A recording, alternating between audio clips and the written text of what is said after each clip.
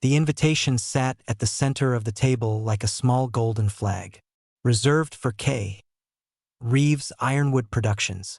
Best seats in the house. Right side of the stage, direct sight line to the podium. The kind of table that gets reserved 6 weeks out, confirmed twice, and protected the way museums protect paintings. Richard Harmon was sitting in it. So was his wife. Their coats claimed 2 more chairs. Richard's champagne glass held the 4th. They hadn't checked the placard. Or maybe they had and simply decided it didn't apply to them. That was always the way with Richard. The Pacific Arts Foundation Gala was the kind of event Los Angeles does better than anywhere else on Earth. A rooftop, 60 floors up, downtown skyline blinking below, crystal chandeliers above, and enough money in the room to fund a small country. Every year, the entertainment industry gathered here to write checks and be seen doing it. Both things mattered equally. Richard Harmon had been coming for 11 years. His family's company, Harmon Pictures, had co-sponsored the event back when his father ran it. These days, the company was co-sponsoring nothing.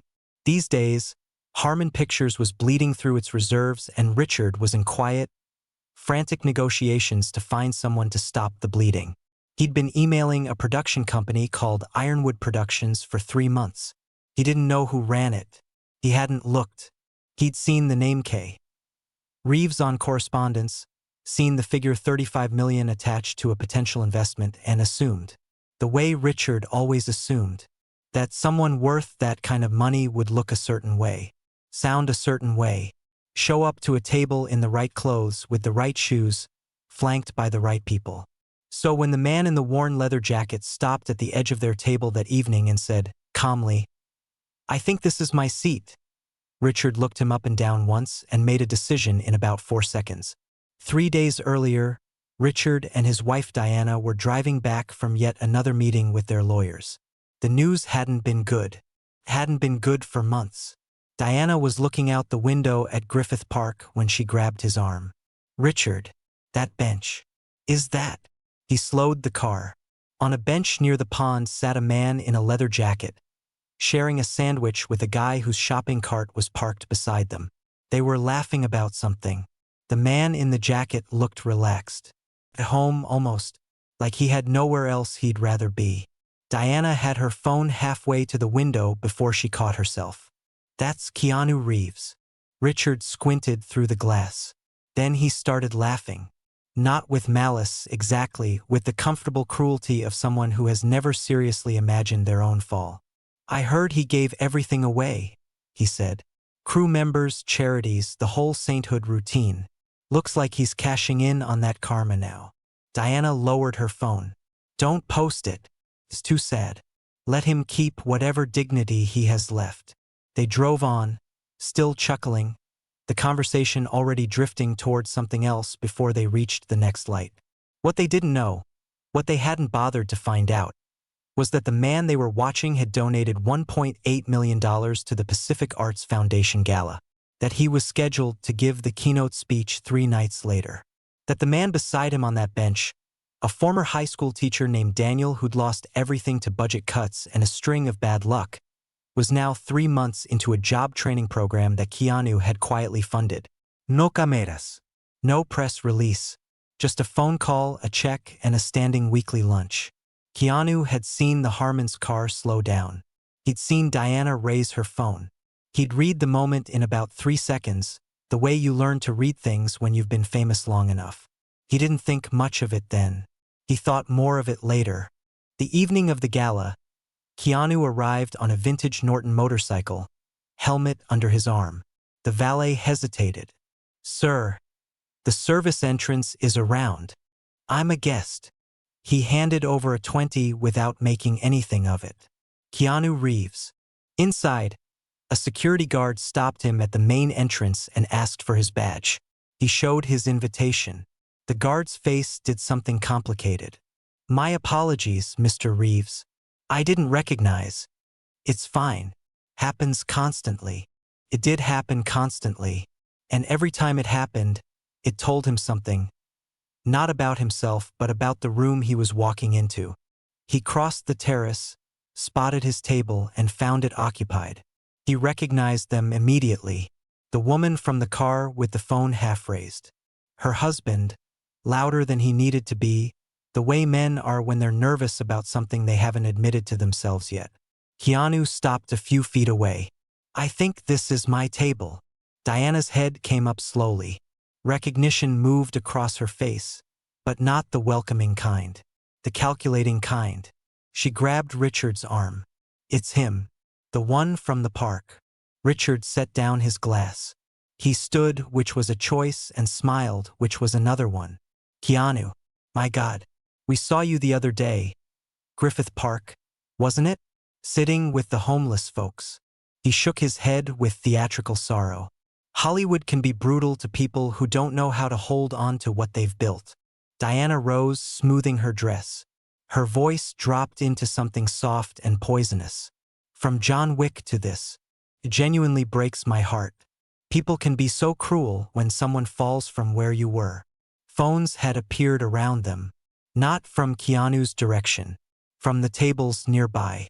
Recording lights blinking red in the dim light. Keanu stood still. He didn't respond. He didn't tighten his jaw or look away. He just waited. The way you wait when you know something that the other person doesn't, and you've decided they should get the full chance to say what they're saying before the world shifts. Our keynote sponsor this year has supported this foundation for 6 years without announcement, without fanfare, without asking for anything in return. He asked us not to reveal the amount of this year's donation beforehand. The room shifted slightly, people leaning forward without realizing it. Diana looked up from her phone. She had 240 new notifications she hadn't opened yet and didn't understand why. $1.8 million. Silence. "I want to tell you something about this person before I bring him to the stage. Because about 40 minutes ago, he was told he didn't belong in this room. He was told to find a food bank. He was asked whether he could afford a seat at the table he had reserved." The silence turned into something heavier with texture. Every person who'd watched that confrontation, and most of the room had or had heard about it within minutes, understood now exactly what was coming. You could feel it move through the tables like weather moving in. At the center table, Diana had gone very still. Her phone sat in her hand, screen dark, forgotten. Richard's champagne glass had stopped moving halfway to his mouth. He was called washed up. He was told his time had passed. He stood there with complete dignity and said nothing, because some people understand that silence is its own kind of answer. Claire smiled, and there was something in that smile that wasn't unkind, but wasn't soft either. "Ladies and gentlemen, the keynote sponsor of the Pacific Arts Foundation Gala, Keanu Reeves." The spotlight found him by the bar. Same jacket, same boots, same stillness he'd carried across the entire evening without once losing it. The applause started slowly and then didn't stop at that pace. It built. People rose, not all at once, not in performance, but gradually, the way applause becomes a standing ovation when it's real rather than choreographed. Diana couldn't breathe. She understood it all at the same moment, and all at once was too fast. K. Reeves. K. Ironwood Productions. The Monday meeting she'd been counting on. 3 months of emails to get through, 3 months of careful cultivation, and she had never once, not for 5 minutes, looked up who actually ran the company. Richard's champagne glass tipped. Neither of them moved to catch it. The liquid spread slowly across the white linen, soaking toward the edge of the tablecloth. Keanu walked toward the stage. He passed their table. He didn't look at them, didn't slow, didn't acknowledge them in any way, not with contempt, not with a glance, not with the smallest gesture of satisfaction. He simply had somewhere to be. That was the part Diana would carry longest. Not the speech, not the applause, not the moment Claire announced the figure. The fact that he walked past them as though they had already ceased to matter, because to him, in that moment, they genuinely hadn't. He had 15,000 kids to think about. On stage, he didn't start with what had happened. He started somewhere else entirely. "A few months ago, I met a man named Daniel at Griffith Park. He'd been a high school teacher for 15 years. He remembered every student's name, not just the ones who were easy to remember. He came in early and stayed late. He spent his own money on supplies for kids whose families couldn't afford them. He paused, not for effect, just because. Then the district had budget cuts. His position was eliminated. A few months after that, his lease was up. Then everything kind of cascades the way it does when the margin disappears. 3 years on the street. We've had lunch every week since I met him. Every week he asks about my work, remembers details I mentioned the time before, shows up fully. He's probably the most attentive person I know. Total silence. The couple who told me to find a food bank tonight, they saw me with Daniel a few days ago. Through tinted windows.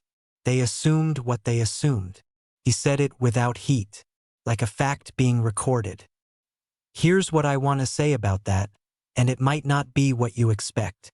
They want to do business with my company. $35 million. They've been reaching out for 3 months. He paused. In 3 months, they never once looked up who actually runs Ironwood Productions. They knew the dollar amount. They knew the name K. Reeves. They didn't know the person. He let that sit in the room. The meeting on Monday is canceled. No satisfaction in his voice. No drama. Just a decision being stated plainly, the way you state things when you've already thought them through completely. Not because they embarrassed me. Because tonight I needed to understand something before putting $35 million and my name into anything. And tonight they showed me the answer. They showed me how they treat people they believe have nothing to offer. He looked out at the crowd. If that's who they are with someone they think is nobody, what are they like to the people who depend on them every day? Quiet. That's not a rhetorical question. I've been reading the answers in the files. He stepped back from the microphone slightly. This gala isn't about any of that. It's about 15,000 kids who deserve a shot at something. I'm standing here tonight because someone gave me a chance once, when there was no particular reason to. I hadn't proven anything yet. Someone just decided I might be worth the bet. He looked at the room one last time. That's what we're doing tonight. Betting on kids who haven't proven anything yet. Because they shouldn't have to prove anything first. He handed the microphone back to Claire and stepped off the stage. The room rose. Security reached the Harmon's table before the applause had fully settled. 2 guards. Claire behind them, composed in a way that left no room for negotiation. Mr. and Mrs. Harmon, I need to ask you to leave the event. Diana stood first. She didn't argue, didn't perform outrage. She was somewhere deep inside herself already, replaying something on a loop. Richard tried. If we could just speak with him. 5 minutes. We can explain, we can clarify what actually. Mr. Reeves has nothing to say to you this evening, Claire said. Politely, completely finally. They walked. Past tables of people who had watched everything. Past people who made a quiet decision not to look up as they passed. Past a woman Diana had counted as one of her closest friends for 8 years, who found something very absorbing on the far wall at that particular moment and stayed there. Richard kept his jaw set and his chin level. He'd gotten through things before. He'd find the angle. He'd make some calls in the morning. Diana walked behind him and looked back once from near the elevator. Keanu was at the edge of the stage, talking with someone from the foundation. He turned. Whether by accident or not, she would never know, and their eyes met across the full length of the terrace. She had braced for something. Anger, maybe, or the quiet satisfaction of someone who has just watched a thing play out exactly as they intended. What she saw was neither. He just looked tired, and a little sad. The way people look when something confirms what they already suspected about the world, and they wish it hadn't. The elevator doors closed. The lobby was a wall of cameras and shouted questions. They pushed through. Richard drove with both hands on the wheel and his jaw locked, saying nothing for 11 miles. Then, he set us up. He knew exactly what he was doing. Diana kept her eyes on the window, the freeway lights strobing past. We handed it to him ourselves, she said quietly. That's not. We assumed. We didn't check. We saw what we wanted to see, and then we said it out loud in front of 200 people and every phone in the room. She paused. He didn't set anything up. We did. Richard said nothing for the rest of the drive. His phone buzzed every 30 seconds the entire way home. Harmon Pictures opened down 47% the next morning. Trading halted twice. By 8 a.m., 2 directors had formally withdrawn from projects in development. 3 talent agencies had sent letters by 9. A distribution partner with a $12 million annual relationship sent a single-paragraph suspension notice at 9:40. At 10, Richard walked into the Harmon Pictures boardroom. 12 people. People he had known for years, some of them for his entire professional life. They sat in complete silence and waited for him to take the seat at the far end of the table, the one that wasn't his anymore even before the vote was cast. Edward Marsh, board chairman, had watched Richard's father build Harmon Pictures into something worth being proud of. He'd attended Richard's wedding. He'd sent flowers when Richard's mother died. He was 66 years old, silver-haired, and he looked at Richard now with the particular expression of someone who has run out of excuses to make on someone else's behalf. He opened his laptop without greeting anyone and played the video on the wall screen. The room filled with Richard's own voice. Do you have $50,000? Or do you need to beg for it like you were doing in the park? Then Diana's voice. He should probably find a food bank instead of crashing parties like this. Then Richard again, louder, playing for the crowd. Some people earn their place at tables like this. Others need to accept when their time has passed. 40 seconds. That's all it was. Edward closed the laptop. The silence afterward was the kind that fills a room completely and leaves no space for anyone to hide. 28 million views as of this morning, Edward said. Trending globally. Stock down 47% at open. He opened a folder. 3 directors have formally withdrawn. 5 talent relationships suspended. The bank has called about our credit facility. A woman on the board slid a document across the table. 7 former employees have contacted legal this morning. People who filed internal complaints during their time here and accepted settlements. The EOC has reached out. We're preparing for potential investigation. Edward looked directly at Richard. Not with anger. With something quieter and worse than anger. And you've lost the Keanu Reeves deal. $35 million. The project that could have kept this company solvent for another 3 years. Richard opened his mouth. It was a misunderstanding. We didn't know who. It doesn't matter whether you knew. Edward's voice was measured, patient, and completely unmovable. What matters is who you are when you think you're not being watched by anyone who counts. That's the question the last 24 hours have answered. He looked around the table once before continuing. We've spent years believing the complaints from former staff were isolated, that the settlements were just business. After last night, people aren't believing that anymore. And neither are we. Richard looked down the table at 12 faces he had known for years. Closed, every one of them. Not hostile, just finished. They had made their decision before he walked in the door, and they'd made it unanimously, which meant there had been no real debate. This board has voted. You are removed as CEO of Harmon Pictures, effective immediately. You retain your shareholder seat. Diana is barred from all company properties, events, and functions. Richard stood. Old reflex. My grandfather founded. Your grandfather built something worth protecting. Edward's voice didn't rise a single degree. That's exactly what we're doing right now. He gathered his papers. Richard sat back down. He had nothing left to say, which, for Richard Harmon, who had always had something to say, was entirely new territory. Diana moved into an apartment in Pasadena 3 weeks after the gala. Small. White walls, secondhand furniture, a kitchen window that looked out onto a parking structure. The kind of place that feels temporary until you start actually living in it, and then it just becomes wherever you are. She sold the jewelry first. Then the designer clothes, piece by piece, to a consignment shop on Colorado Boulevard run by a woman named Helen who asked no questions and gave fair prices. She kept what was functional.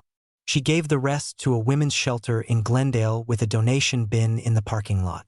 She walked a lot those first weeks. She didn't have a plan, which was disorienting in a way she hadn't expected. She'd spent 20 years attached to a plan, a structure, a calendar full of obligations that had all turned out to be someone else's life dressed up as hers. She thought often about who she'd been before Richard, before Harmon. She'd grown up in Abilene, Texas, Monica Webb, the girl who worked the register at her uncle's grocery store and drove 4 hours on a Greyhound to audition for things that never came through. She'd slept on a friend's couch in Koreatown for 9 months. She'd waited tables. She'd been told by a casting director that she didn't have the right look, the right voice, the right pedigree for the kind of work she wanted. She remembered exactly what it felt like to be looked at and not seen. And somewhere between the wedding and the charity boards and the diamonds, she had deliberately, carefully buried that memory. Because remembering felt too much like admitting she was still that person. That the distance she'd built was an illusion that could collapse at any time.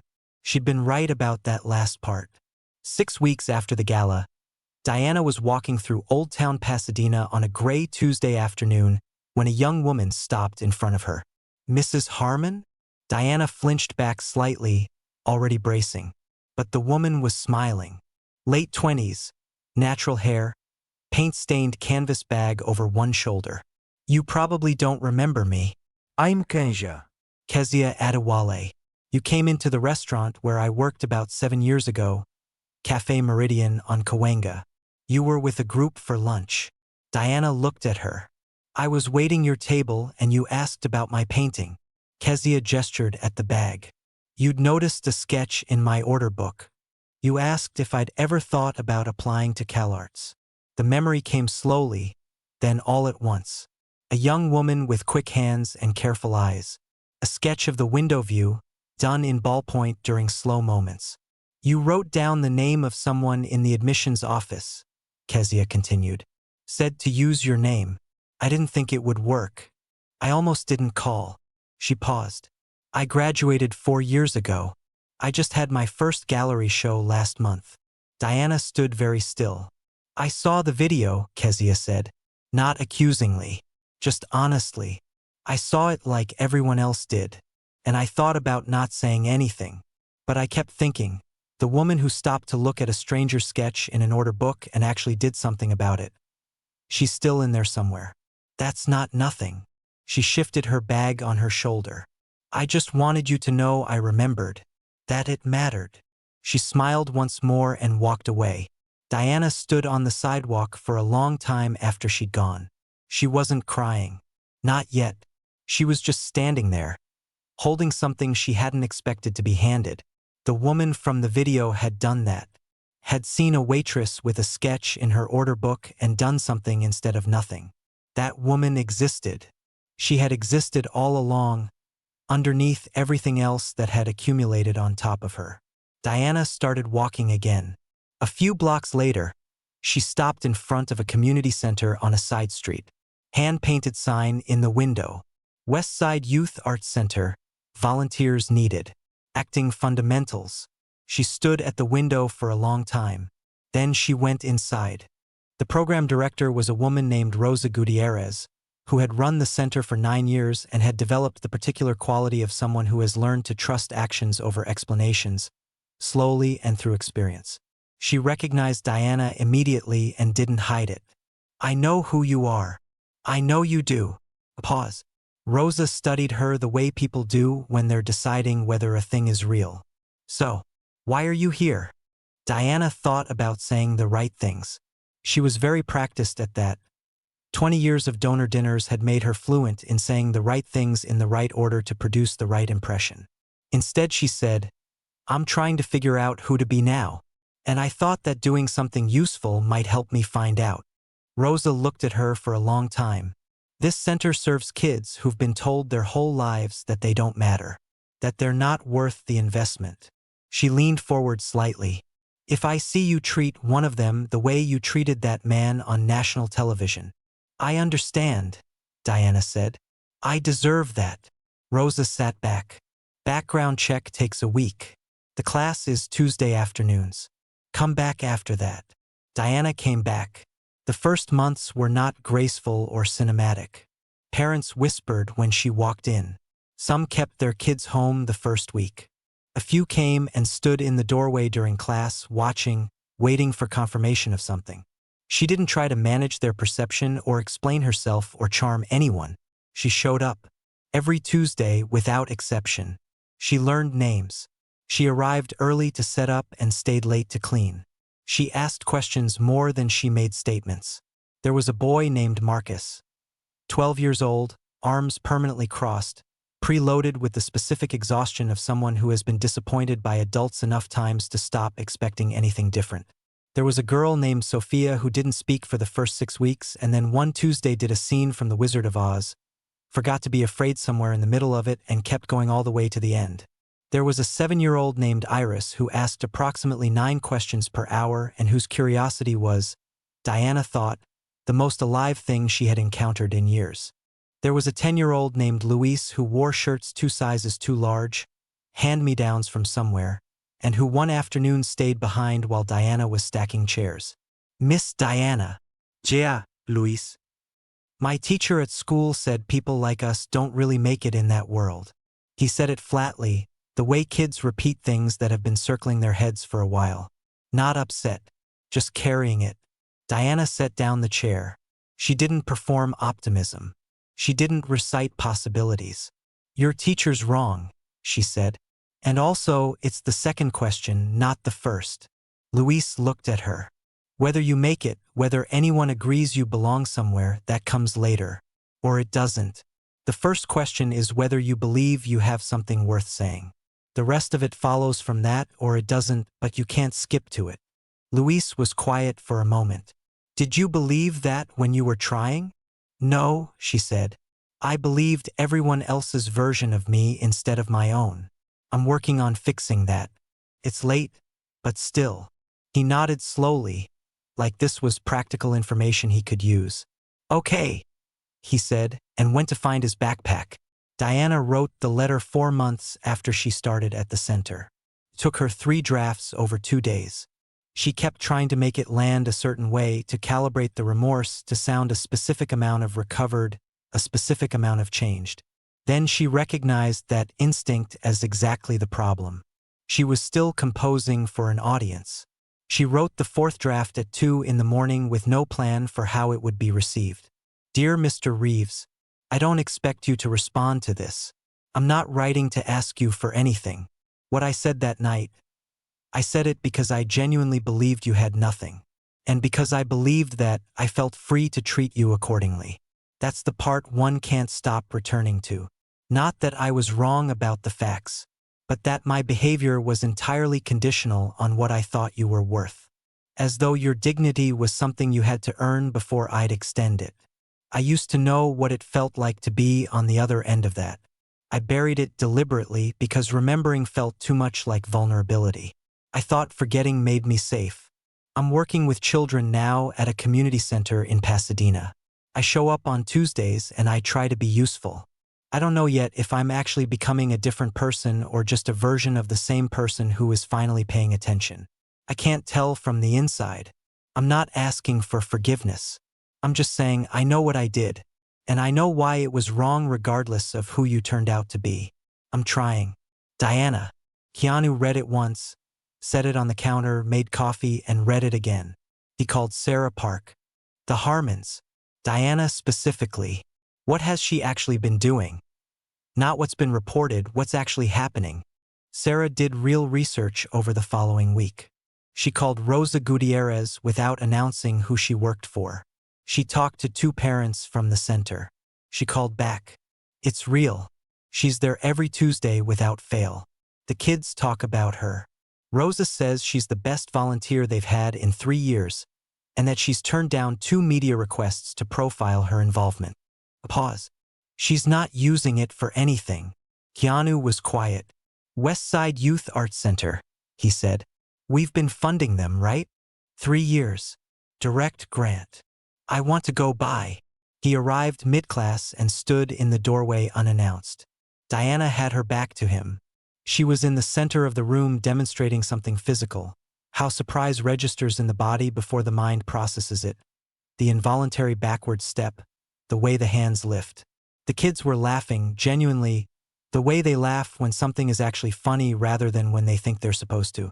A girl on the far side of the circle spotted him first. Started pulling at her neighbor's sleeve. Diana turned. Whatever she had imagined. More consequence, more fallout, something that would require her to defend herself. It wasn't this. A man in a leather jacket standing in the doorway of a room in Pasadena looking, mostly, curious. She didn't say anything. Neither did he for a moment. "I heard this was a good program," he said, to the room more than to her. The kids introduced themselves in the overlapping, competitive way kids do when they've decided someone is worth impressing. He answered questions about motorcycles, about whether filming action sequences actually hurts. Yes, sometimes more than you'd think. About whether famous people get nervous, constantly, and anyone who says otherwise is performing. He stayed through the end of class. When the last child had been picked up and the room was quiet, Diana and Keanu sat in the hallway on a bench that had been there long enough to have earned its scuffs. "I don't deserve this," she said. Not as a performance of humility, just as a statement of fact. "I know," he said, without cruelty. "That's not really what this is about." "Then what is it about?" He looked at the classroom door. "I fund this center because a situation came up where I couldn't help someone directly without making it complicated. So I found something adjacent that needed resources." He paused. "The kids don't need to know where the grant comes from. They just need the program to keep going." Diana understood. "I'm not here for you," he said simply. "But the program is good. And you're apparently a part of why it's good. So," he stood to leave, then stopped. "One question."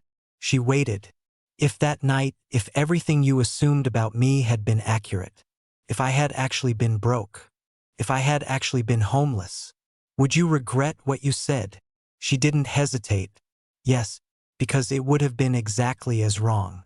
The only difference between that version and this one is that this version made it impossible to pretend it wasn't cruelty. She held his gaze. The cruelty was real regardless of who you were. He looked at her for a moment. Something shifted in his expression. Not quite forgiveness, but something adjacent to it. Recognition, maybe, of an answer that had been thought through honestly rather than composed for effect. "Yeah," he said quietly. "That's the right answer." He left. 3 months later, Diana received a note. 3 sentences. "Thank you for writing. I believe you. Keep going." She kept it in the drawer next to a photograph from the center's end-of-year showcase. 40 kids on a stage, terrified and proud in equal measure. Diana partially cut off at the edge of the frame because she'd been trying to get everyone else into the shot. Richard Harmon, 1 year out, worked a mid-level coordinator role at a small production company in Culver City. The kind of job he used to hand to people as a favor. He lived in a 1-bedroom in Reseda. He ate dinner alone most nights with the television on in the background. He was working on something new, he said, when anyone asked. A fresh angle. He just needed the right capital partner. He'd had a meeting 6 months back with a man named James Nkosi, founder of Nkosi Capital, $200 million in assets, who showed up in khakis and sneakers and an easy manner, and Richard had spent the first 20 minutes looking past him for whoever the senior partner was going to be. James had stood up, explained quietly and specifically what he'd observed and why nothing was going to move forward, and left. Richard still told that story as a thing that had happened to him. He never told it as a thing he had done. The friends he'd once had were mostly gone, not because they'd abandoned him, but because he'd pushed them out one by one with the particular acid of someone who has decided the world owes him a different outcome. His kids from his first marriage had stopped calling. His brother kept a careful distance. He still had his anger. He kept it polished. It was, at this point, the thing he'd invested in most consistently. 1 year after the gala, Diana's apartment in Pasadena had a wall. Kids' drawings. Cards. A thank you note from Sophia's mother, handwritten in careful English that wasn't her first language. A photo from the end-of-year showcase. She'd been offered a part-time coordinator role at the center.